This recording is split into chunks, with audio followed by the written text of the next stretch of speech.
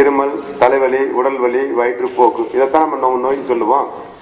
இதெல்லாம் மருத்துவம் என்ன சொல்லுது அப்படின்னா, இதெல்லாம் நோய் இல்லை, இந்த உடம்புக்குள்ள தேங்கி இருக்கக்கூடிய தேவையில்லாத கழிவு பொருள்கள் அர்த்தம். இந்த காய்ச்சல், இந்த தலைவலி, இந்த சளி, இந்த வயிற்றுப்போக்கு, இதெல்லாம் இந்த மருத்துவம் என்ன சொல்லுது அப்படின்னா, இந்த உடம்புக்குள்ள தேங்கி இருக்கக்கூடிய கழிவு பொருட்களை இந்த உடம்பை வெளியேற்றக்கூடிய வேலையை செய்யுது அப்படின்னு சொல்லுது மருத்துவ உலகம். ஆனா நாம இதைத்தான் நோயின்னு தப்பா புரிஞ்சுக்கிட்டோம். அப்ப மருத்துவ உலகம் என்ன செய்யுது? இந்த மாதிரி தலைவலி வந்தா, காய்ச்சல் வந்தா, சளி பிடிச்சிட்டா, வயிற்றுப்போக்கு ஏற்பட்டா என்ன செய்யணும் அப்படின்னு சொல்லுதுன்னா, காய்ச்சல் வந்துச்சு அப்படின்னா, தலைவலி வந்துச்சுன்னா, அதாவது உடம்புக்குள்ள இருக்கக்கூடிய தேவையில்லாத கழிவுகளை இந்த உடம்பை வெளியேற்றக்கூடிய வேலையை செய்யும் பொழுது அந்த வேலையை விட்டுட்டு வேற வேலை செய்யக்கூடிய இன்னொரு வேலையை நம்ம உடம்புக்கு கொடுக்க கூடாது. அதாவது என்னன்னா, உடம்புக்குள்ள இருக்கக்கூடிய கழிவுகளை வெளியேற்றக்கூடிய வேலையை செய்யும் பொழுது நம்ம சாப்பிடக்கூடிய வேலையை நம்ம உடம்புக்கு செய்யக்கூடாது. இந்த சாப்பிடக்கூடிய வேலையை இந்த உடம்புக்கு கொடுக்க கூடாதுங்கிறது தான் எல்லா மருத்துவ உலகம், எல்லா இயற்கை சார்ந்த மருத்துவ உலகம் பூராமே சொல்லுது. அப்ப சளி வருது, காய்ச்சல் வந்துருச்சு அப்படின்னா, காய்ச்சல் குறையிற வரைக்கும் என்ன செய்யக்கூடாது? சாப்பிடக்கூடாது.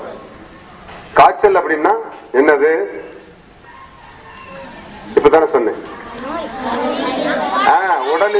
உடலில் ஏற்பட்டிருக்கக்கூடிய, உடலில் தேங்கி இருக்கக்கூடிய கழிவுகளுடைய வெளியேற்றத்தை உடம்பு செஞ்சுக்கிட்டு இருக்குது. காய்ச்சல் அப்படின்னா கழிவு வெளியேற்றம். அப்ப என்ன செய்யக்கூடாது? நம்ம எது வரைக்கும் சாப்பிடக்கூடாது? அந்த காய்ச்சல் முழுவதும் குறையிற வரைக்கும் என்ன செய்யக்கூடாது? சாப்பிடக்கூடாது. ஏன்னா மருத்துவ உலகம் என்ன சொல்லி கொடுக்குதுன்னா, இந்த மனிதன், நம்முடைய உடம்பு தான் தன்னைத்தானே சரி பண்ணிக்கிறோம். இந்த உடம்புக்கு என்ன தேவையோ அது தானே உண்டாக்கிக்கிறோம். இந்த உடம்புக்கு எது தேவையில்லையோ அது தானே வெளியேற்றி விடும். அப்ப நம்ம என்ன செய்யணும்? இந்த உடம்பு என்ன செஞ்சுக்கிட்டு இருக்குன்னா, இந்த உடம்புல ரெண்டு வேலை தான். ஒண்ணு உள்வாங்குதல், உட்கிரகித்தல் வேலை. இன்னொரு வேலை வெளியேற்றக்கூடிய வேலையை தான் இந்த உடம்பு மாறி மாறி செஞ்சுக்கிட்டே இருக்கு. என்னென்ன இந்த உடம்புக்கு தேவையோ அதை பூரா இந்த உடம்பு உட்கிரகிக்கும். என்னென்ன இந்த உடம்புக்கு தேவையில்லையோ அதெல்லாம் இந்த உடம்பு வெளியேற்றி கூட வேலை செய்யும். உடம்பே இந்த வேலையை சுருக்கமா செய்யுது. அப்ப உடம்பு என்ன வேலை செஞ்சுக்கிட்டு இருக்கு? உள்வாங்குதல், உட்கிரகித்தல் வேலையையும் வெளியேற்றக்கூடிய வேலையும் செய்யுது. அப்ப வெளியேற்றக்கூடிய வேலை செய்யும் பொழுது உள்வாங்குதல், உட்கிரகித்தல் வேலை நடக்காது. உட்கிரகித்தல் வேலை நடக்கும் போது வெளியேற்றக்கூடிய வேலை நடக்காது. அப்ப உடம்புக்கு தேவையில்லாத இந்த கழிவு பொருட்களை, இந்த உடம்புக்கு கெடுதலை உண்டாக்கக்கூடிய, இந்த உடம்புக்கு கஷ்டத்தை கொடுக்கக்கூடிய தேவையில்லாத கழிவு பொருட்களை இந்த உடம்பை வெளியேற்றக்கூடிய வேலையைத்தான் காய்ச்சல், சளி, இருமல், வயிற்று வலி, உடல் வலி, வயிற்றுப்போக்கு, தலைவலி அப்படி சொல்லிக்கிட்டு இருக்கோம். அப்ப தலைவலிங்கிறது நோயா கழிவு நீக்கமா? வயிற்றுப்போக்குங்கிறது நோயா கழிவு நீக்கமா?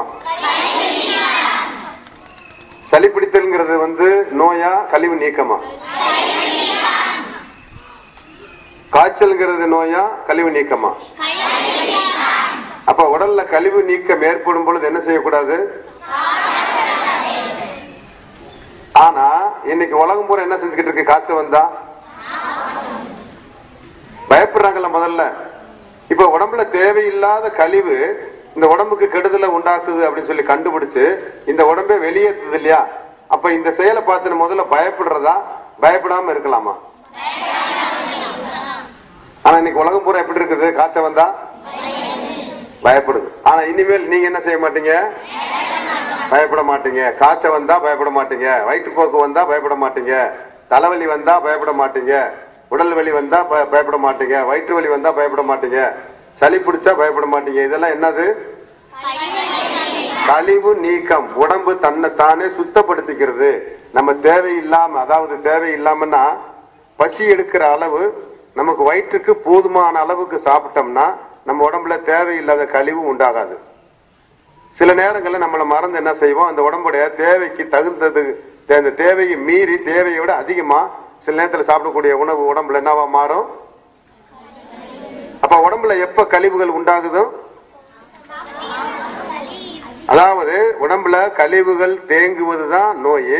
அந்த உடம்புல தேவையில்லாத கழிவை உடம்பே வெளியேற்றி விட்டுரும். அந்த வெளியேற்றக்கூடியதை தான் நம்ம நோயின்னு நினைச்சுக்கிட்டு இருக்கோம். ஆனால் பயப்பட தேவையில்லை. ஏன்னா இந்த உடம்புல கழிவுகள் உண்டாகாம இந்த உடம்பை வச்சுக்கிறோம்னா நம்ம என்ன செய்யணும்? பசிச்சு மட்டும் சாப்பிடணும். எப்ப பசிக்குதோ, எவ்வளவு சாப்பிட முடியுதோ அவ்வளவு மட்டும்தான் சாப்பிடணும். அப்ப பசி இல்லாத நேரத்துல சாப்பிட்றதுனாலதான் என்ன உண்டாகுது? அது உணவு, அந்த உணவுகள் முழுவதும் ஜீரணமாகாம கழிவா மாறுது. பசி இல்லாம சாப்பிட்டா அந்த உணவு என்னவா மாறுது? பசிச்சு சாப்பிட்ட அந்த உணவு சக்தியாக மாறுது. உடம்புக்கு தேவையான சக்தியாக மாறும். அப்ப நம்ம என்ன செய்யணும்? சாப்பிடுற முறை எப்படி? பசிக்கும் பொழுது சாப்பிடணும். நம் வயிற்றுக்கு எந்த அளவுக்கு உணவு எடுக்கப்படுதோ, எந்த அளவுக்கு தேவை இருக்குதோ அந்த அளவுக்கு மட்டும்தான் சாப்பிடணும். அப்ப நம்ம பசியை அணிஞ்சு இந்த பசியை அறிந்து நம்ம சாப்பிடும் பொழுது உடம்புல நோய்ங்கிறது இருக்காது. இதைத்தான் நம்மளுடைய பாரம்பரிய தமிழ் மருத்துவத்தில் சொல்லப்பட்டிருக்குது, பசித்து புசி அப்படின்னு. என்ன சொல்லியிருக்கு? பசித்து புசி. பசித்தல்னா என்னன்னு தெரியுது இல்ல? புசிக்கிறது என்ன தெரியும் இல்லையா? புசித்தல் என்பது உணவு உண்பது. பசித்து புசின்னு சொல்லியிருக்கு. நம்ம மருத்துவம், நம்மளுடைய தமிழ் மருத்துவத்தில் என்ன சொல்லியிருக்குது? பசித்து புசின்னு சொல்லியிருக்கு. இந்த பசி எடுத்து மட்டுமே சாப்பிடுறது, உணவுல உடம்புக்கு தேவை ஏற்படும் பொழுது மட்டுமே சாப்பிடுறது, இந்த உணவுல தேவையில்லாத கழிவுகள் வெளியேற்றப்பட்ட பின்ன நல்ல பசி எடுத்ததுக்கு பின்னாடி சாப்பிடுறது தான் திருக்குறள்ல ஒண்ணு சொல்லப்பட்டிருக்கு. மருந்து என வேண்டாவாம் யாக்கைக்கு அருந்தியது அற்றது போற்றி உனின். அர்த்தம் தெரியுமா யாருக்காவது? மருந்து என வேண்டாவாம் யாக்கைக்கு அருந்தியது அற்றது போற்றி உனின். உடலுக்கு மருந்து தேவையில்லை. அதே நம்ம சாப்பிட்றதுல இருந்து கழிவை வெளியேற்றிட்டு நம்மளுக்கு தேவையானதை அதே எடுத்துக்கும். இன்னும் யார் தெளிவா சொல்ல முடியும்? மருந்து என்ன வேண்டாவாம் யாக்கைக்கு அருந்தியது அற்றது போற்றி உனின். வேற யாருக்கு தெரியுது? தெரிஞ்சவங்க சொல்ல பார்ப்போம். இதுக்கு பொருள் அர்த்தம் என்ன தெரியுது உங்களுக்கு? மருந்து என்ன வேண்டாவாம் யாக்கைக்கு அருந்தியது அற்றது போற்றி உனின். சொல்லுங்க பாப்பா எல்லாரும். மருந்து என வேண்டாவாம். இல்ல இல்ல இல்ல, நான் சொல்றதை மட்டும் சொல்லுங்க. மருந்து என வேண்டாவாம் யாக்கைக்கு அருந்தியது அற்றது போற்றி உனின். அதாவது மனிதனுடைய உடம்புக்கு மருந்துங்கிறதே தேவையில்லை. எப்படி இருந்தா மருந்து தேவையில்லைன்னா, அருந்தியது அப்படின்னா நம்ம சாப்பிட்றோம் இல்லையா, நாம் சாப்பிட்றது, தண்ணி குடிக்கிறது, உடம்புக்குள்ள அனுப்புறோம் இல்லையா உணவுப் பொருட்கள், இதெல்லாமே அந்த எல்லாமே அற்றது. அற்றது அப்படின்னா உட்கிரகித்தல் சொல்ல முடியாது. உடம்பு என்ன வேலை செஞ்சுக்கிட்டு இருக்கு? உட்கிரகித்தல் வேலையும் வெளியேற்றக்கூடிய வேலையும் செய்யுது இல்லையா? இந்த உட்கிரகித்தல் ஒழுங்கா நடந்து அதில் கூடிய கழிவுகள், அது கூடிய சக்தியெல்லாம் உறிஞ்சிட்டு மீதம் இருக்கக்கூடிய கழிவுகள்லாம் வெளியேற்றப்பட்டதை நம்ம கவனிச்சு சாப்பிட்டா நம்ம உடம்புக்குள்ள நடக்கக்கூடிய அந்த அருந்தியது அற்றதை கவனித்தால் போற்றி உனின் அப்படின்னா அதை கவனித்து அதன் அடிப்படையில் நம்முடைய உணவு முறையை வச்சுக்கிட்டா மருந்துங்கிறது தேவையில்லை. மருந்து தேவையில்லைன்னா என்ன அர்த்தம்? நமக்கு நோயே வராது அப்படின்னு தானே அர்த்தம் இல்லையா? மருந்து தேவையில்லை அப்படின்னு சொன்னா நமக்கு நோய் வராது. எப்படி இருந்தா நமக்கு நோய் வராது? எப்படி எப்ப மருந்து தேவையில்லாம போயிடும் நமக்கு?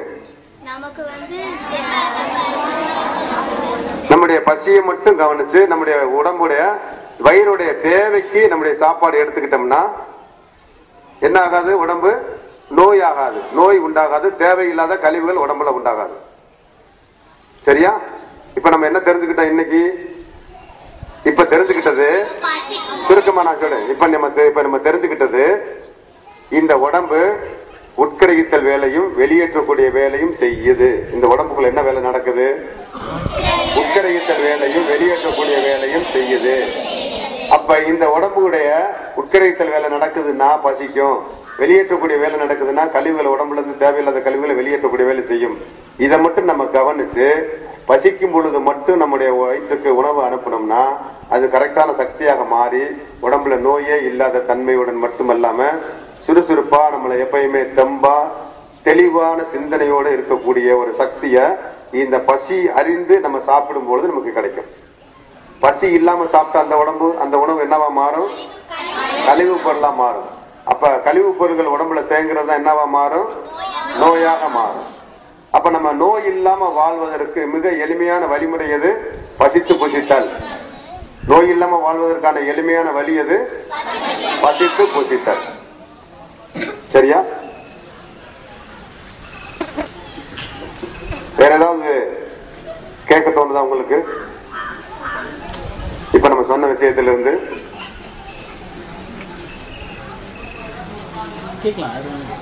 கேள்வி இருந்தா கேளுங்க, ஐயா சொல்லுவாங்க. என்ன இந்த சந்தேகம் இருந்தா சந்தேகம் வரலையா?